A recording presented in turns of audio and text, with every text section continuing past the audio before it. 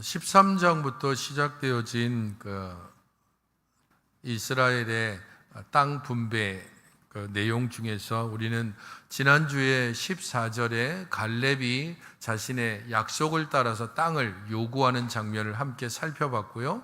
오늘 본문은 그런 갈렙의 요구가 어떻게 성취되었는지를 조금 더 자세하게 보여주고 있는 내용이라고 볼 수 있습니다. 13절을 보시게 되면 여호와께서 여호수아에게 명하신 대로라는 말로 시작하고 있습니다. 정확하게 이야기하면 여호와께서 모세를 통해서 말씀하신 그대로 여호수아가 기럇 아르바 곧 헤브론을 유다 자손 중에서 분깃으로 여분네 아들 갈렙에게 주었고, 이 아르바가 어떤 곳인가 하면 아낙의 아버지였다라고 그렇게 설명을 하고 있습니다. 갈렙이 요구한 기럇 아르바라고 하는 이 지역, 거기에는 아르바가 살고 있는 곳이었고, 그 아르바라고 하는 사람은 특별히 아낙의 아버지 거인족의 시조라고 할 수 있는 거인족 중에서 가장 신장이 큰 그리고 강대한 사람이 있는 곳이라고 볼 수 있습니다. 그래서 지난주에 살펴본 대로 갈렙이 구한 곳은 쉬운 장소를 구한 것이 아니라 약속의 장소를 구한 것입니다. 그래서 갈렙이 요구했던 그 땅에 대해서 14장 15절은 아낙 사람 가운데서 가장 큰 사람이라고 아르바에 대해서 이야기를 하고 있습니다. 그리고 그 땅에 대해서 평가하고 있는 그 땅에 대해서 이야기하고 있는 내용들에 대해서는 이미 45년 전에 갈렙이 바라보았던 땅이기도 합니다. 민수기 13장 22절을 보게 되면 그 땅에 대해서 이렇게 말을 하고 있습니다. 또 네겝으로 올라가서 헤브론에 이르렀으니 헤브론은 애굽 소안보다 7년 전에 세운 곳이라. 그곳에 아낙 자손 아히만과 세세와 달메가 있었다라고 민수기 13장 22절은 말합니다. 그렇게 그곳에 있었던 아히만과 세세와 달메, 그 사람들을 45년이 지난 후에 갈렙이 어떻게 하고 있습니까? 14절을 보십시오. 갈렙이, 오늘 본문 14절을 보면 갈렙이 거기서 아낙의 소생 그세 아들 곧 세세와 아히만과 달메를 쫓아내었고 라고 말씀합니다. 45년 전에 정탐꾼으로 건너가서 보았던 사람들, 그 사람들을 45년이 지난 후에 갈렙은 약속의 땅으로 여호수아에게 요구했고, 여호수아는 그것을 주었고, 갈렙은 그 땅에 있는 세 아들을 쫓아냈다라고 말하고 있습니다. 그렇다면 45년 전 그 땅에 대해서 함께 정탐꾼으로 갔었던 사람들은 그 땅을 어떻게 평가했고, 갈렙은 그 땅을 어떻게 바라보았는지를 또한 비교해 볼 필요가 있습니다. 45년 전에 동일한 땅을 보았는데 각각의 평가가 달랐기 때문입니다. 민수기 13장 30절은 갈렙의 평가에 대해서 이렇게 말을 하고 있습니다.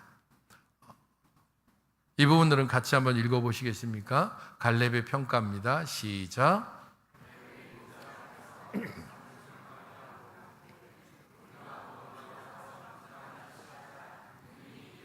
우리가 올라가서 그 땅을 취하자 능히 이기리라 라고 이야기했고, 그 능히 이길 사람이 오늘 본문 14절에 얘기했던 갈렙이 물리쳤던 아낙 자손의 시조와도 같은 세세와 아히만과 달메와 같은 사람들입니다. 하지만 열 정탐꾼은 그 땅에 대해서 어떻게 이야기하고 있습니까? 읽어보시겠습니까? 시작.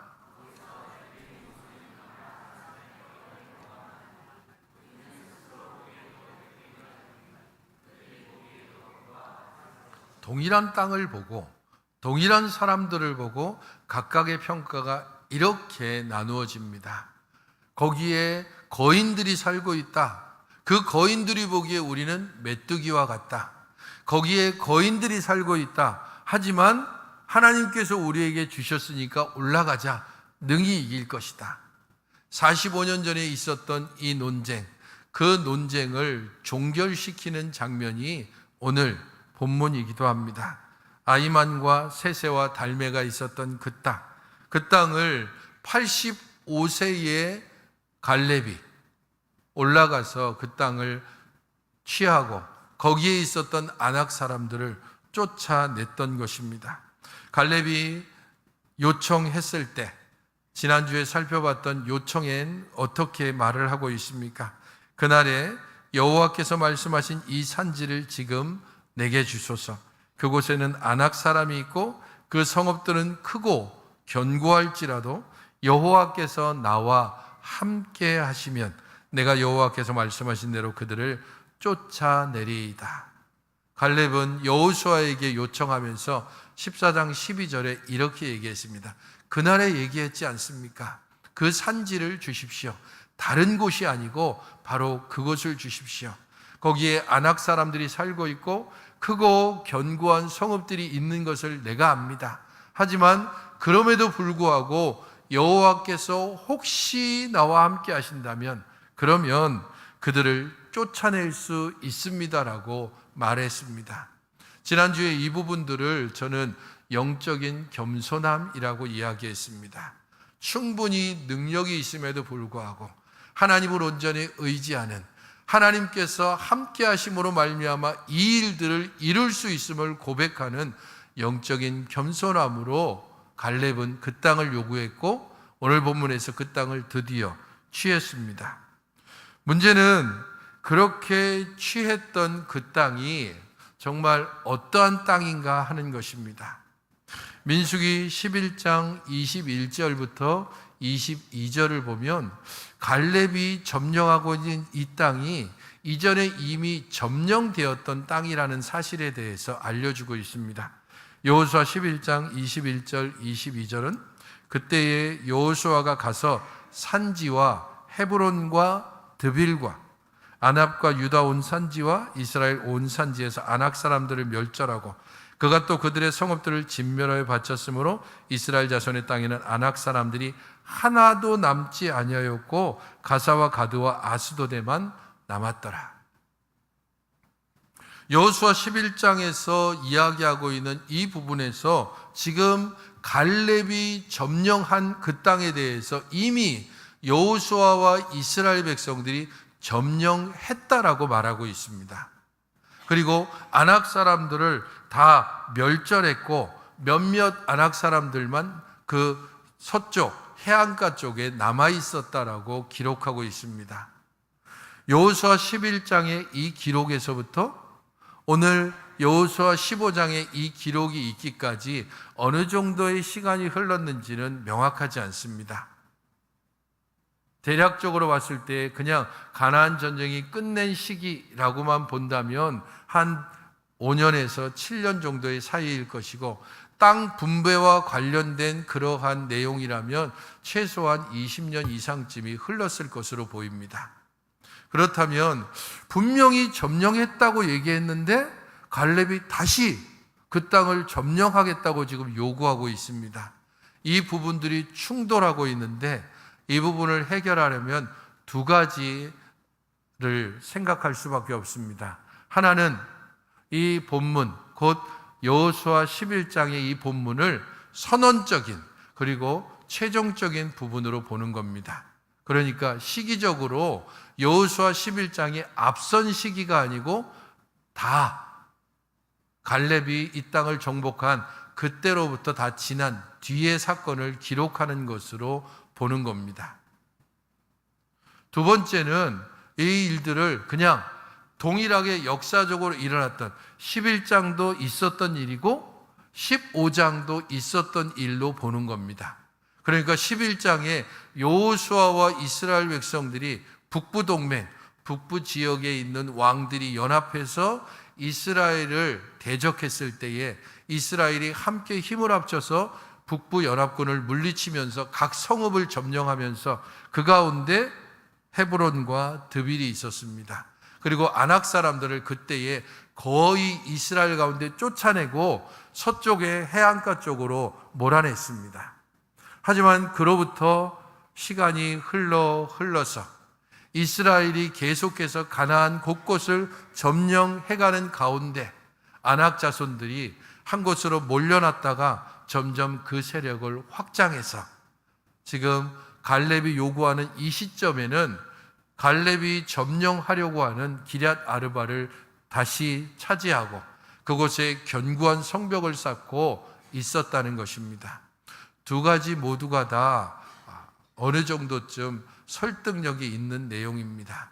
하지만 전체적으로 봤을 때에 두 번째일 가능성을 저는 좀 더 무게를 두게 됩니다. 이스라엘 백성들이 함께 힘을 합쳐서 중요 지역들을 점령하고 나아갔지만 가나안 전쟁이 계속되어지고 그리고 분배가 이루어지는 거의 한 20여 년이 흘러가는 가운데 아낙 자손들이 그 세력을 좀 더 확장해 가고 그것을 본 갈렙이 자신에게 약속한 그 땅 기럇 아르바를 여호수아에게 요구하고 그리고 그 땅을 점령해 갔다는 것입니다. 이렇게 본다면 갈렙의 요구는 매우 특별합니다.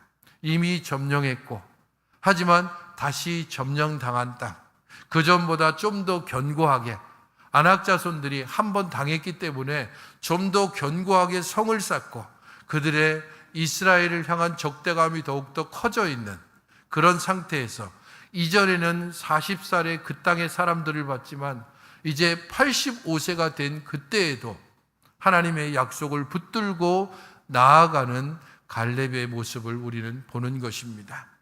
45년 전에 그 약속을 끝까지 붙들고 하나님께서 함께 하신다면 충분히 그 땅에 있는 아낙 자손들을 물리칠 수 있다고 하면서 그곳에 나아가는 갈렙, 그리고 결국에는 그 땅을 취하는 갈렙의 모습을 오늘 본문에서 우리는 보게 되는 것입니다.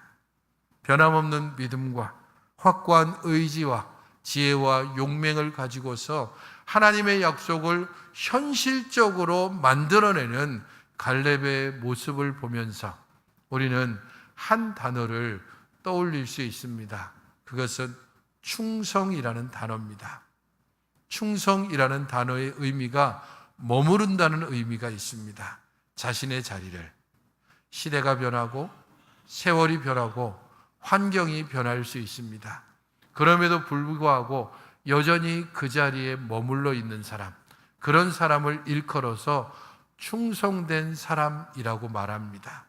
하나님의 약속을 붙들고 45년이 지나도록 여전히 그 약속에 머물러 있으면서 85세의 나이에 이 약속을 따라서 나아가는 갈렙의 모습을 보며 우리는 우리 자신이 하나님 앞에서 충성된 사람인가 하는 것을 되물어야 합니다. 나는 하나님의 약속을 충성스럽게 붙들고 있는가? 나는 하나님의 명령에 충성스럽게 순종하고 있는가? 나는 하나님의 신실하심을 충성스럽게 머물러 그 약속을 현실화하고 성취해 가는 데 있어서 얼마나 노력하고 있는가를 돌아보아야 합니다. 우리에게 이런 믿음이 있는지 긴 호흡을 가지고서 끝까지 약속을 붙드는 갈렙과 같은 그런 충성스러운 믿음을 우리는 갈렙을 보면서 다시 한번 돌아봐야 합니다. 두 번째 등장하는 인물이 있습니다. 온니엘이라고 하는 인물입니다. 갈렙이 기럇 아르바를 점령하고 아마도 그 기세를 몰아서 기럇 세벨까지 점령하려고 나선 것으로 보입니다. 하지만 현실적으로 갈렙의 나이가 85세라는 것을 생각해야 합니다. 그가 기럇 아르바를 점령하고 그리고 그 기세를 몰아서 기럇 세벨까지 갔지만 사람들에게 기럇 세벨을 점령하는 자에게 자기 딸 악사를 주겠다라고 말하는 것은 그의 실질적인 힘이 상당히 힘에 부처했다는 것을 생각해 볼 수 있습니다. 기럇 아르바를 점령하는 데 그의 모은 힘을 쏟고 이제 기럇 세벨을 점령하는 데 있어서 어느 정도 좀 힘에 부치고 그렇게 하지만 그럼에도 불구하고 그 땅을 점령해야 하기 때문에 그래서 사람들에게 제안합니다. 이 땅을 점령하는 자에게는 내 딸을 주겠다라고 말합니다.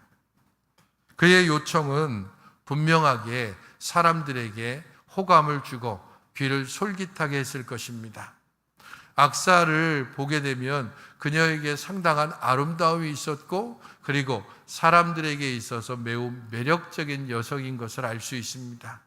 그런 면에서 온니엘이라고 하는 사람이 이 갈렙의 요청에 응하고 그리고 기럇세벨을 취하는 광경이 16절과 17절에 나옵니다. 온니엘의 기럇세벨 점령, 이 부분들을 생각하게 되면 두 가지를 생각해 볼 수 있습니다. 하나는 그가 갈렙이 내건 그 보상을 따라서 용맹스럽게 나아가는, 상주심을 바라보며 나아가는 신앙, 이렇게 생각해 볼 수도 있고, 하지만 또 다른 측면에서 생각해 본다면 온니엘이라고 하는 사람이 어떤 사람인지를 생각해 보아야만 합니다. 온니엘은 이스라엘의 첫 번째 사사입니다. 사사기 3장을 보게 되면 온니엘이 구산 리사다임을 이스라엘에게서 그 구산 리사다임의 압제로부터 건져내는 첫 번째 사사로 등장하고 있는 것을 볼 수 있습니다. 첫 번째 사사, 이 사사는 사사들 중에 모범적인 사람입니다. 그렇기 때문에 아주 이상적이고 모범적인 사람으로서 온니엘이 첫 번째 사사로 등장한다면 그저 단순히 악사라고 하는 한 여인, 그 매력적인 여인을 얻기 위해서 그가 기럇세벨의 전쟁에 참여했을까? 그렇게만 보기에는 좀 무리가 있다는 겁니다. 오히려 우리는 그의 인품이나 또한 그의 믿음과 하나님의 영에 감동되어져서 첫 번째 사사로서 이스라엘을 구산 리사다임에서 구해내는 그의 모습을 봤을 때에 어쩌면 악사라고 하는 보상이 없어도, 기럇세벨이라고 하는 다른 보상이 없어도 그가 충분히 갈렙의 요청에 임했을 것이라는 그러한 추측을 해보는 것입니다. 그를 어떻게 소개하고 있습니까? 갈렙의 아우 그나스의 아들인 온니엘이라고 말하고 있습니다. 사사기 1장에서도 이 부분들을 동일하게 기록하고 있는데 거기에서도 온니엘을 갈렙의 조카로 소개하고 있습니다. 한 가족의 일원으로서 85세의 삼촌뻘에 해당하는 삼촌이 한 지역을 점령하고 그 약속을 이룬 후에 또 다른 지역을 점령할 때에 요청하는, 이 땅을 좀 점령 함께 했으면 좋겠다, 나 혼자 힘으로 부족하니까 이 땅을 함께 점령하자고 요청하는, 그래서 그에 대한 하나의 제안으로서 악사를 아내로 주겠다라고 하는 그러한 갈렙의 제안에 대해서 단순히 악사를 얻기 위한 것만이 아니라 그 땅을 점령한다고 하는 당위성에 온니엘이 함께 동참하고 그 땅을 점령하는 온니엘의 모습을 우리는 상상해 볼 수 있습니다. 그런 면에서 우리는 그저 단순히 어떤 보상만을 바라고 나아가는, 주고받는 것에 익숙한 사람이 아니라 비록 보상이 없다 할지라도 기꺼이 당면한 요청에 응하고 거기에 헌신하고 함께 나아가는 그런 순수한 신앙의 하나의 모습을 온니엘에게서 찾아보고 싶은 것입니다. 예수님께서 말씀하셨듯이 참된 청지기, 선한 청지기는 분명하게 자신의 모든 것을 마친 후에 이런 고백이 있어야만 합니다. 나는 무익한 종입니다. 나는 당연히 마땅히 해야 할 일을 했을 뿐입니다. 비록 보상이 없어도, 칭찬이 없어도, 위로가 없어도, 알아주지 않아도, 누가 나에게 대하여서 다른 어떤 말로 격려하거나 위로하지 않아도 해야 할 일이기 때문에 당연히 그 해야 할 일들을 감당하고 그것을 드러내거나 뻐기거나 하지 않고 그 일들을 순수하게 감당해 나아가는 모습을 온니엘에게서 어느 정도 보고 또한 그 모습을 우리에게 기대해 보는 것입니다. 사랑하는 성도 여러분, 주고받는 것에 익숙한 오늘날의 이 시대에 하나님 앞에서 비록 어떤 보상이 없다 할지라도 그 모든 것을 무익한 종으로 고백하면서 마땅히 해야 할 바를 할 뿐입니다라고 고백하면서 나아가는 그런 신앙, 이 신앙이 우리에게 얼마나 필요하며 그런 신앙을 얼마나 우리가 간절히 기다립니까? 그 신앙이 나에게 있기를, 그리고 우리의 믿음의 형제들에게서 찾아볼 수 있기를, 이 교회 안에 있기를, 우리의 직분자들에게 있기를, 우리의 선배들에게 혹은 후배들에게 찾아볼 수 있기를 간절히 바라면서 오늘의 모습을 생각해 봐야 합니다. 18절과 19절에 등장하는 인물은 악사가 중심 인물입니다. 악사의 모습을 보게 되면 18절 19절에 악사가 출가할 때에 그에게 청하여 자기 아버지에게 밭을 구하자 하고 내게 복을 주셔서 아버지께서 나를 네겝 땅으로 보내시오니 샘물도 내게 주소서라고 요청합니다. 악사의 이 모습은 긍정적으로 충분히 해석할 수 있습니다. 적극적인 여성, 열심을 가진 여성, 그래서 아버지에게 적극적으로 요구하고 그래서 윗셈과 아랫셈까지 얻어내는 그러한 적극적인 여성으로서의 악사, 아버지의 전리품으로 그렇게 팔려가는 여성이 아니라 적극적으로 자신의 주장과 요구를 하는 그런 악사의 모습을 찾아볼 수 있다는 겁니다. 복을 얻기 위하여서 기꺼이 요청하고 그것을 얻어내는 모습은 하나님 앞에서 우리 자신들이 가져야 될 긍정적이고 또한 진취적인 모습이기도 합니다. 하지만 또 다른 모습도 생각해 보아야 합니다. 왜냐하면 이 여호수아 15장을 기록한 이 기록자가 악사의 요청에서 부정적인 단어를 사용하고 있기 때문입니다. 어떻게 기록하고 있습니까? 18절에 보게 되면 악사가 출가할 때에 그에게 청하여라고 했을 때 이 청하다라고 하는 단어가 부정적으로 대체로 쓰여지는 단어이기 때문입니다. 우리가 보고 있는 개역개정에는 청했다라고 해서 좀 점잖고 매우 예의가 있는 그러한 단어로 해석을 하고 있지만 이 단어의 원래 의미는 이렇습니다. 촉구하다, 부추기다, 유혹하다, 화내게 하다. 우리 식으로 한다면 들들 볶다라고 하는 의미가 있습니다. 이 단어는 대체적으로 긍정적으로 쓰이기보다는 많은 경우 부정적으로 쓰이는 경우가 대부분입니다. 지금 악사가 요구하고 있는 단어를 부정적인 단어를 쓰고 있다는 것은 어떤 의미입니까? 악사의 요구가 어느 정도쯤은 적절하지 못했다라는 것을 어느 정도쯤 보여주는, 암시해주는 단어인 것입니다. 악사가 지금 요구하고 있는 것, 나를 네겝 땅으로 보내시오니 샘물도 주소서라고 말합니다. 18절을 보게 되면 지금 그에게 청하여라고 얘기하고 있는데 여기에서 말하는 그도 확실치 않습니다. 남성형으로 쓰이기 있기 때문에 둘 중에 하나입니다. 갈렙 아니면 자기 남편 온니엘. 하지만 그 남성 중에 둘 중에 하나지만 실제로 이 흐름을 봤을 때 누구를 들들 볶겠습니까? 아버지를 들들 볶겠습니까? 남편을 들들 볶아서 아니 우리 이대로 이렇게 가면 되냐고. 우리가 지금 힘써서 기럇세벨을 점령하고 지금 겨우 얻은 땅이 어떤 땅이라고요?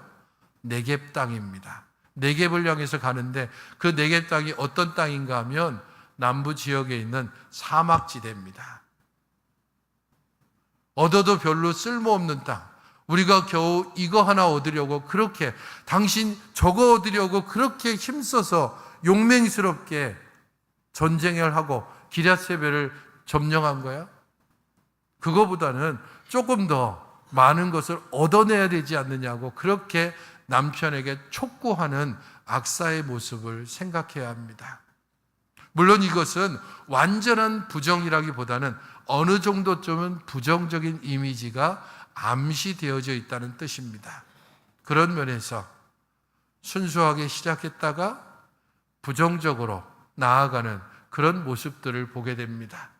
처음에는 좋았지만 점점 시간이 지날수록 흔히 말하듯이 기름때가 끼고 이런저런 세속의 때가 묻어서 그 순수함을 잃어버리는 모습들을 악사에게서 그 시작점을 찾아보는 것입니다.